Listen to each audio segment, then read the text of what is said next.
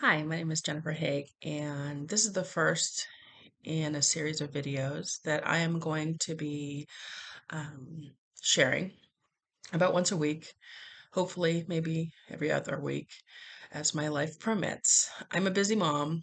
I have a full-time job, and I've got three children. One of them's in the Navy, and two teenagers. So I have a busy life. But I also have a whole spiritual life, and I'm a light worker. I am here to basically help humanity transition to the next evolutionary leap of consciousness. And I'm here to hold space for those who are awakening to their true selves. And so that's another, they call it a job, but that's something else that I'm also doing. So I have written a book. It's called Soul to the World, a Transformational Healing Journey. In my book, I have talked about my who I was before I started the spiritual path, where I came from, um, and how it started. Spiritual awakening is going to happen to every single person. It's part of our soul process, and many people are going through it right now, or have been through it, or have gone successfully made it through, or they're not there yet. They're what some people call asleep. You know, that movie, The Matrix trilogy, it was kind of about that, although, you know, which from a much more exciting and dramatic perspective. Um, we are spiritual beings in a physical, material body and world, and we are here to basically learn, to grow. And there are many ways for us to do that. Um, we choose our lives before we're born. We choose our parents. We choose our families. We choose the dramatic life experiences that we go through. We choose important people. I call them guideposts that show up in our lives. It might just be a conversation, or it could be a relationship, or it could be a mentor or a teacher, or it could be someone we perceive as the enemy. They're a catalyst. They're there to help us, to remind us that it's time to move forward. Um, Anyways, I write about a lot of this, and I write about my own. I had a spiritually transformative experience about 12 years ago that just completely upended my life. Up until that point, I had been, you know, spiritually aware, but living my life, raising my kids, working, and interested in, you know, the mysterious. And I'd had some interesting spiritual, supernatural experiences, but nothing that couldn't be maybe explained away. Um, but in 2010, that all changed. And I just, to this day, it blows me away what I went through, and what it was all about. And anyways, I'm trying to be mysterious, but those are going to be things that I talk about. I would like to read a chapter from my book for you, and then I'm going to talk about what that chapter means and what happened and why. And I would definitely be interested in hearing your perspective, your thoughts, if you might have experienced anything similar or maybe completely different. Um, if you have any questions. So I'm really interested in hearing what you have to say. Because we're just all here to help each other, to support each other. And every single one of us are mentors for each other.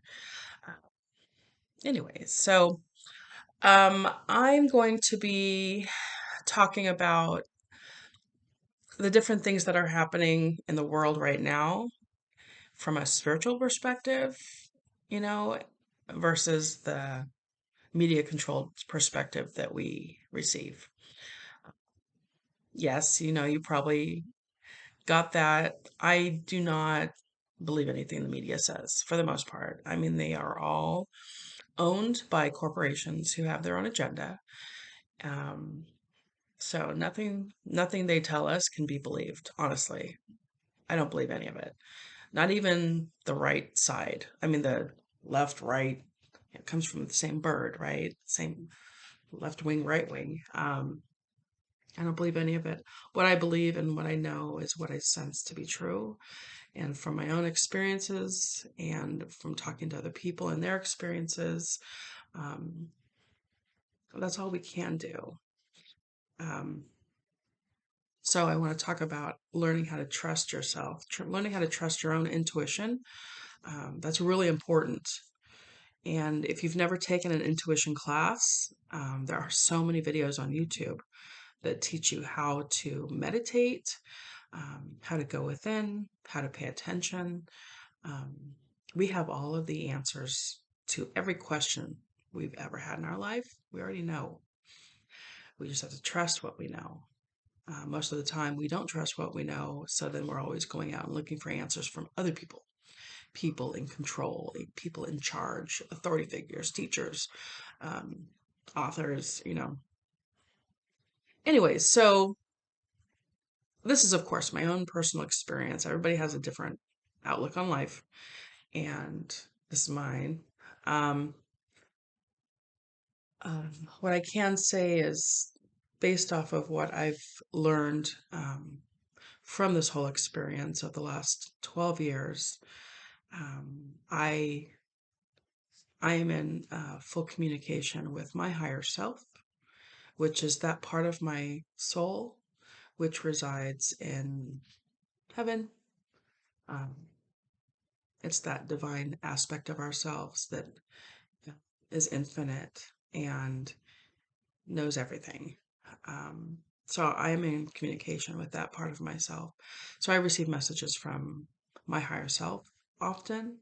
I also receive messages from ascended masters. Um, some names, and by the way, the names and the labels are human made. They do not call themselves any of these things. Um, they're for us. We like to label, we need names. So, um, but I have, I guess, channels is the word. I've communicated with different beings. I want to call them people. Different beings like Metatron.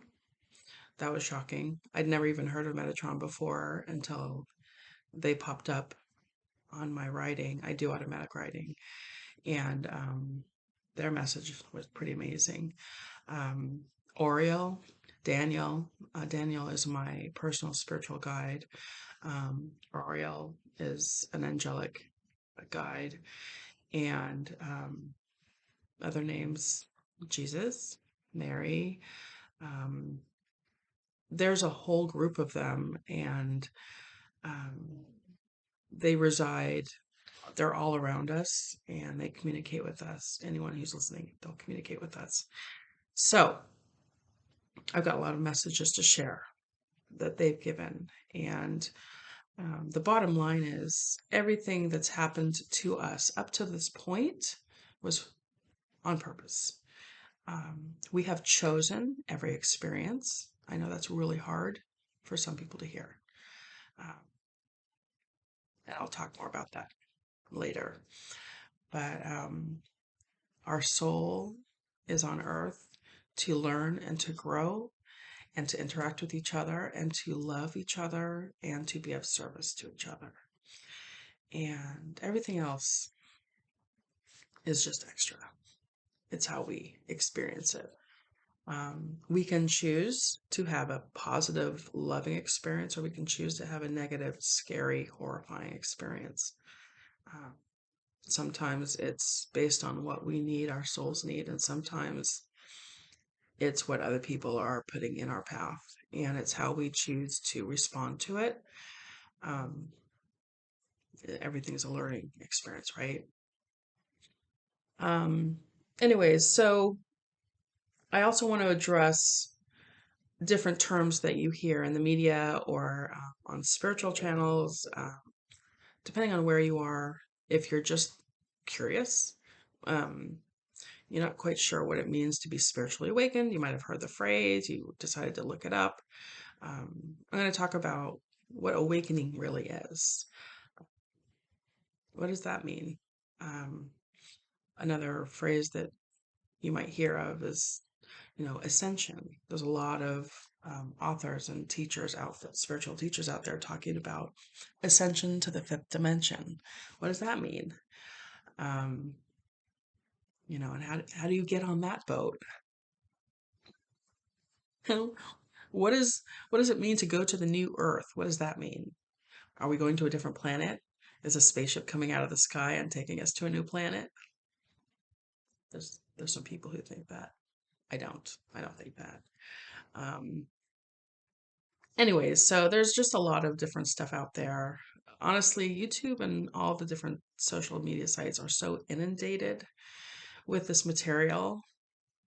I've questioned whether I should add to it, but just like with my book, it's my perspective, it's my outlook.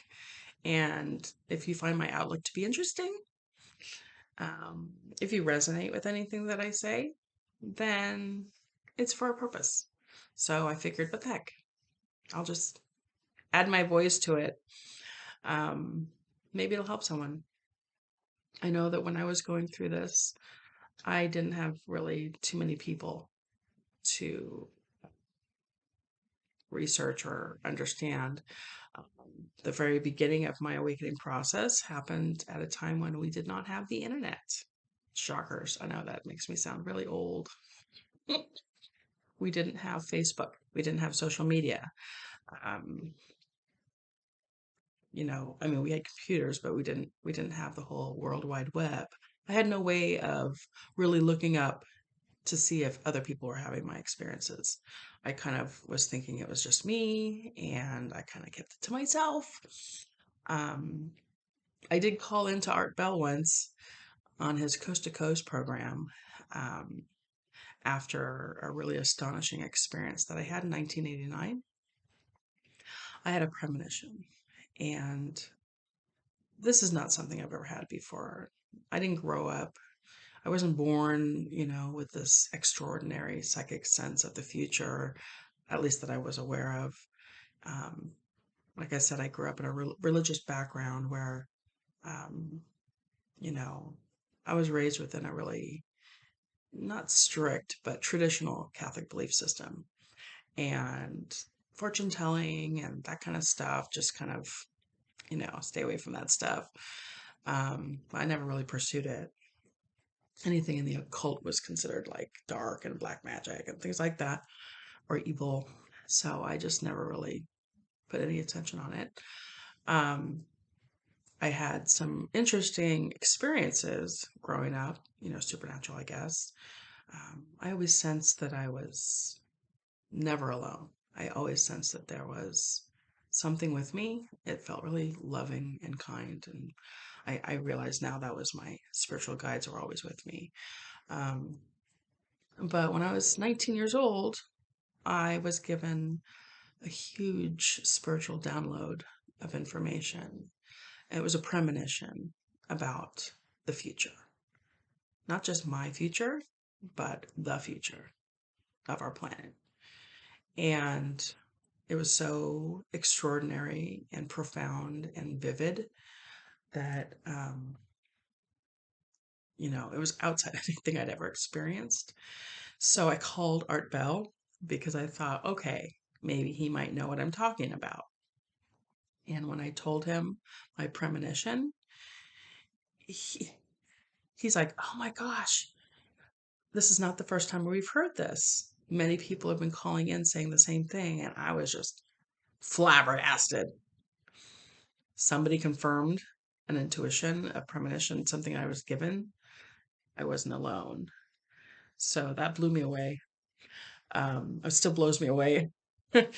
And I want to share that with you. So I'm going to share the premonition with you. And when you hear it, it's in two parts. The the first part is something that recently happened. It's already happened. The second part is coming, and it's coming soon. I don't know when, but I do know it's coming. Um, so let me share with you my experience, um, and I'll just tell you kind of what was happening in my life at that time, and yeah, we'll see what you think about it. Okay, so when I was still living at home in 1989. Um, and I was just doing some mundane activity like folding my clothes or, in my room. Um, and I had this tremendous, I can only use the phrase download. It felt like it came from on top and it just came through my body. And I just, I mean, I just, guess I'll just have to tell you. So it was amazing. So this is what came through. And I wrote it down immediately. In the later middle of my life, there would be tremendous upheaval in the world. Something would happen that would affect every single person on the planet. This event, as I came to call it in my mind, would transform everything we've ever known about ourselves and our world. It was not nuclear annihilation, and which, by the way, in the 80s, and this, that's all we were thinking about because we're in the middle of the Cold War. Well, actually, the Berlin Wall had just fallen in 1989, but at the time, that was my experience, was the Cold War. So that was my first thought was, I had an immediate thought, was it nuclear? And the message that came straight immediately was, it's not nuclear annihilation. It would not even be a physical death, but it would affect people tremendously.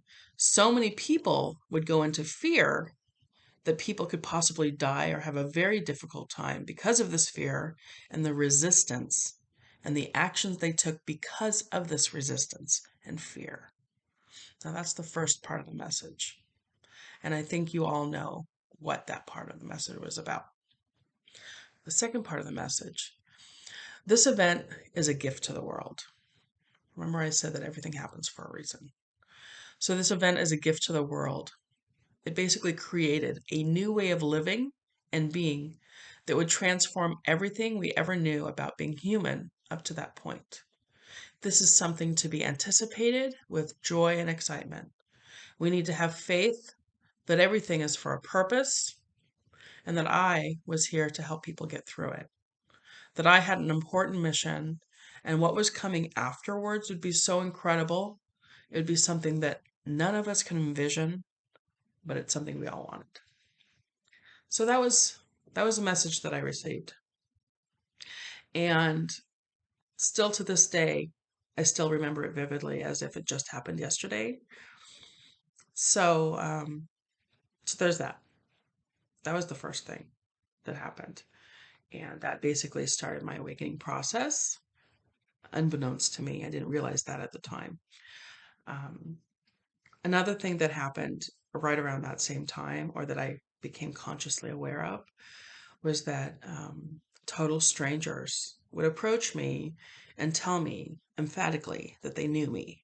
Not just that they knew me, but they really knew me, like that I was really important in their life, but they could not remember how they knew me. And this happened a few times in 1989. And I kind of just, I was like, oh, that's weird. Well, it kept happening every year. At least 2 to 4 people would approach me earnestly, telling me, I know you, I know you. How do I know you? And I was like, I don't know you. And, they would almost get upset with me because I was arguing with them about how they know I don't know you. We've never met. Um, so this just kept going on. And after a while, after a couple of years, I realized that it would continue. And it finally hit a peak in 2010, which interestingly was right around the time when I had my spiritually transformative experience. This happened right before that, like by a few months. I went to a spiritual conference in San Mateo, and in the span of 3 days, 4 people came up to me and told me emphatically that they knew me and got upset with me because I couldn't tell them where or how or what. Um, anyways, that was it for me. I was like, okay, I need to find out what's going on, you know. Um, so I went up to a booth where there was a spiritual healer, and I told them about what I'd been going through, and I was like, what's happening? I don't know what's happening. And I knew enough that it was something spiritual, but I couldn't say what. And she looked at me deeply. Um, she held my arm. She looked at me for like a minute, just looking at me, which I guess she was reading me. And she said, oh my goodness. She's like, well, you're a healer. And I'm like, okay. And she said, well, at night, when you're seemingly asleep, your soul is actually going out to these people and helping them. You're supporting them. You're supporting their soul and you're helping heal their soul. And you've been doing this your whole entire life. And your guides wanted you to know this. And I was like, wow. So from that point forward, it stopped. Or at least um, my guides weren't bringing it to my awareness anymore. People weren't stopped coming up to me. So to this day, it's been 12 years, almost 13 years now. And I haven't had that experience since then. Interesting. Huh. So I've had a lot of interesting experiences that led up to my dramatic um,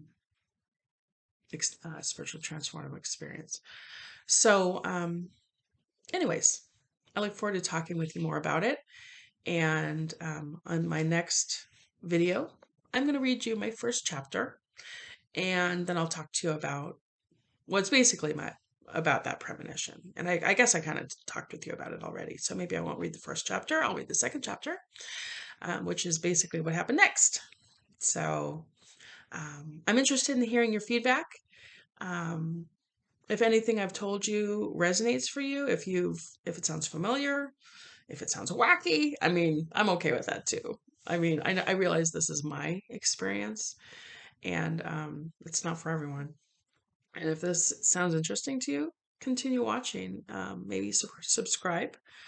But if it's not for you, that's totally okay too. There's many ways, and this is just my way, my path, and maybe it's yours too. All right. Thank you. Have a good day.